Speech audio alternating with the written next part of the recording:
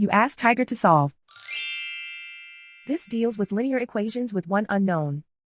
The final result is x equals -1. Let's solve it step by step. Group all constants on the right side of the equation. Subtract 8 from both sides. Group like terms. Simplify the arithmetic.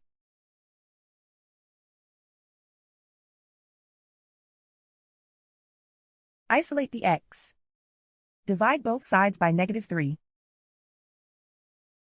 Cancel out the negatives. Simplify the fraction. Move the negative sign from the denominator to the numerator. Simplify the fraction. And so the final result is x equals -1.